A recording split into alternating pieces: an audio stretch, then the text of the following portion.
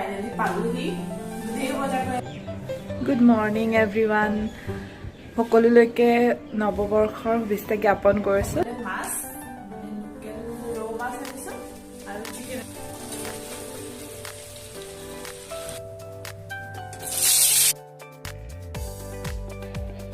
আৰু বজাৰ কৰোঁ পৰা কৰোঁ আপোনালোককো দেখাই যাম আকৌ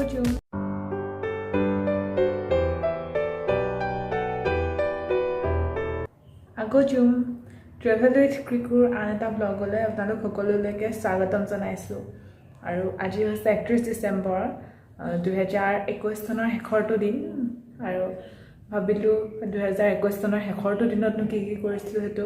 আমাৰ কাৰণে মেমৰিজ হিচাপে থাকি যাওঁ আৰু সেইবাবে আজি ব্লগটো ষ্টাৰ্ট কৰিলোঁ আৰু আজি ব্লগটোত আমি আজি 31 ডিচেম্বৰৰ বিশেষ কি কৰিলোঁ সেইসমূহ দেখিবলৈ পাব গতিকে ব্লগটো শেষলৈকে চাই থাকিব আৰু বজাৰ কৰোঁ পৰা কৰোঁ আপোনালোককো দেখাই যাম গৈ আছোঁ তেতিয়া লাহেকৈ ওলাইছোঁ আৰু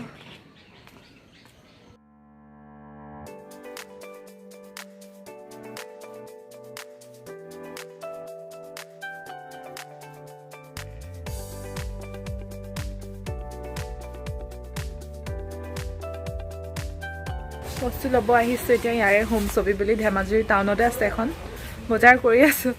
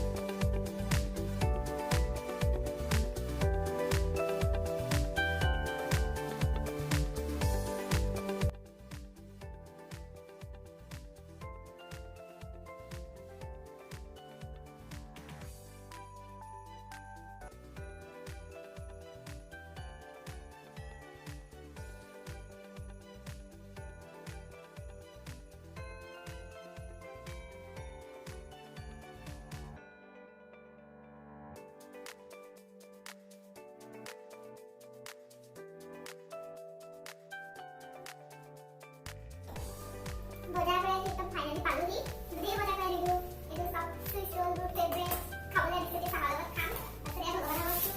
মোক মেগী ইয়াত মানে মেগীটো যে পটককৈ নাপাওঁৱে কিবা বেলেগ কিবা কিবি থাকে নুডলছ থাকে কিন্তু মেগীটো ইমান বেলেগ নালাগে আৰু নাখায় মেগী আনিছোঁ তাৰপিছত এইবোৰ মিট মছলা মাংস খাম মাংসত দিবলৈ আজি তাৰপাছত এইবোৰ কাজু চাজু কিবা কিবি আনিছোঁ তাৰপিছত এইটো ফেভৰেট এটা drink dark chocolate Amul comfort এইটোতো লাগেই আৰু কিবা কিবি আনিছোঁ বাটাৰ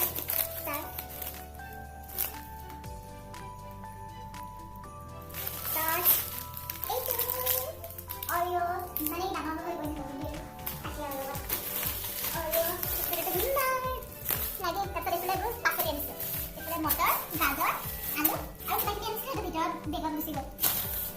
এতিয়া লাহেকৈ বস্তুখিনি সামৰি ধুনীয়াকৈ ফ্ৰেছ হৈ চাহ খাই লওঁ তাৰপিছত আৰু অলপ দেৰি বহি বনাবই হ'ব আৰু ৰান্ধিবই হ'ব ভাত ৰান্ধিবই হ'ব কাৰণ বহুত দেৰি অলৰেডি হৈ গ'লেই তাৰপিছত আকৌ ইফালে বেছি দেৰি হৈ যাবগৈ যে খোৱাটো সেইকাৰণে বনাবলৈ আৰম্ভ কৰিমেই আৰু লাহেকৈ আৰু আজি ভাতৰ লগত খাবলৈ লোকেল ৰৌ মাছ আনিছোঁ আৰু চিকেন আনিছোঁ এতিয়া লাহে লাহে যা কৰিছোঁ আৰু প্ৰথমতে ভাবিলোঁ মাছখিনি ফ্ৰাই কৰি লওঁ কেৰাহীখনত তেল দিছোঁ তাৰপিছত এইবোৰ মাছখিনি আগতে হালধি আৰু নিমখ সানি থৈছোঁ তাৰপিছত মাছটো ফ্ৰাই কৰি লওঁ ভাবিছোঁ মাছটো ফ্ৰাই ৰাখি দিওঁ নি বেছিকৈ বনাবলৈ মানে এলাহ লাগিছে মাংসটো কিবা গ্ৰেভি গতে বনাই দিম তাৰপিছত পোলাও বনাম আৰু মাছ ফ্ৰাই ইমানেই আৰু আপোনালোকক দেখাইছোঁ চাব দেই এইবোৰ গোটেই গাঁৱবোৰত পাৰ্টি কৰি আছে ধুনীয়াকৈ গান চান বজাই মেলি আমাৰ নাই আৰু ঘৰৰ পৰা দূৰত থাকিলে আৰু কামৰ কাৰণে অলপ ছেক্ৰিফাইচ কৰিবই লাগিব আৰু হয়নে বহুত দিন হ'ল এনেকৈ উৎসৱ পাৰ্বণত বিয়া সবাহ সেইবোৰত ভালকৈ ঘৰলৈ যাবই নোপোৱা হ'লোঁ পঢ়ি থকা দিনবোৰে ভাল আচলতে তেলটো গৰম হৈছে আৰু মাছটো দিওঁ